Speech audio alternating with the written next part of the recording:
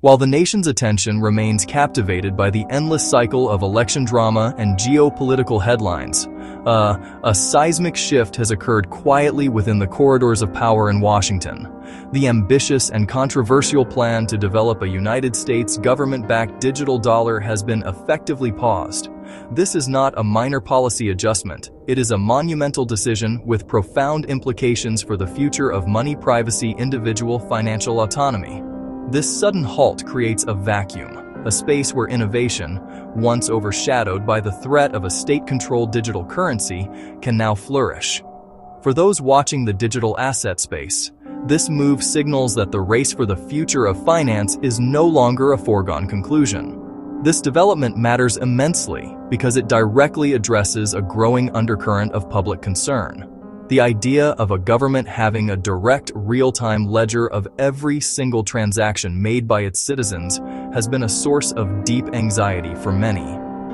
The pause on the CBDC project is a tacit acknowledgement of these fears. It suggests that the pushback from privacy advocates, civil libertarians, and the crypto community has been heard. To understand the significance of this moment, one must first grasp what a central bank digital currency, or CBDC, truly represents.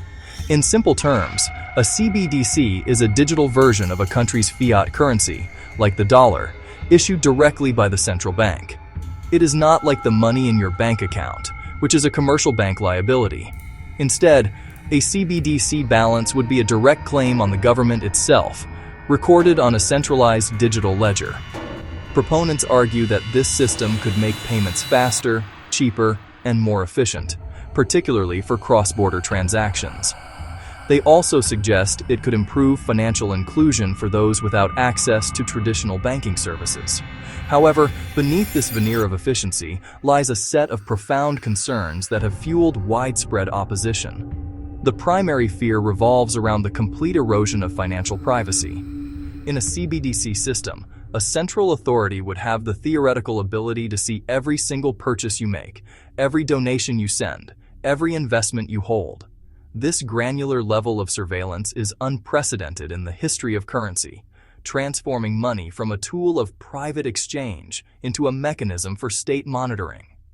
For critics, this represents a dangerous step toward a society where financial anonymity is rendered entirely obsolete, leaving citizens exposed to the whims of those in power. The turning point arrived with the signing of a decisive executive order, a move that effectively put the brakes on the Federal Reserve's exploration of a retail CBDC. The directive explicitly states the government will not proceed with a digital dollar at this time, citing concerns over privacy, civil liberties, and potential federal overreach into Americans' financial lives.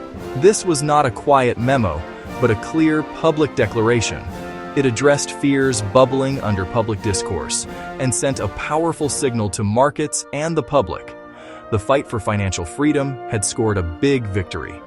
For years, developers and investors assumed a government-backed digital currency was inevitable, a competitor that could crowd out private innovation. The executive order lifted that cloud of uncertainty. Cheers erupted across social media and industry forums, with many calling it a landmark for decentralization. The threat of a state-controlled financial panopticon felt diminished, replaced by belief in open, permissionless networks. With the government's direct competitor sidelined, the path is clearer for private crypto projects to thrive. Primary beneficiaries are platforms offering alternatives to centralization. In this new landscape, the spotlight is shifting toward infrastructure coins. These aren't coins for buying coffee. They are native tokens of blockchain platforms that provide the fundamental architecture for other applications.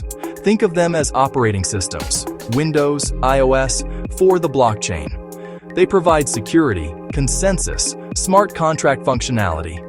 These enable developers to build DeFi lending protocols and complex supply chain management systems. Their value comes from utility and adoption, not hype. Big institutions are quietly moving in, especially now that a government CBDC is off the table. JP Morgan, BlackRock, Franklin Templeton, each is experimenting and investing. They focus on tokenized assets, blockchain-based settlement, not meme coins. Institutions need robust, secure, scalable networks, so they look to established infrastructure projects. Institutional capital brings validation. The current moment brings the core principle of decentralization back into sharp focus, highlighting why it matters more than ever. A decentralized system lacks a single point of control or failure. It makes it incredibly difficult for any one party to change the rules, censor transactions, or freeze assets. When the most prominent centralized alternative is taken off the table, more people naturally seek the safety and autonomy that decentralization provides. This moment echoes the formative days of Bitcoin and Ethereum.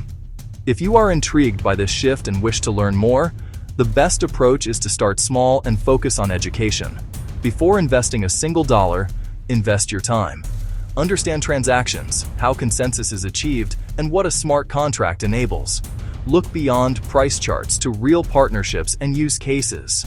Ask, does this solve genuine problems? Is there a credible team and roadmap? Is it actually used? Analyze whether it truly delivers speed, low cost, and security. The opportunity is not for the impulsive, but for the informed. Remain diligent, follow the developers, not the promoters, and act with conviction when the evidence aligns. The future is being built now, and you can understand it from the ground up.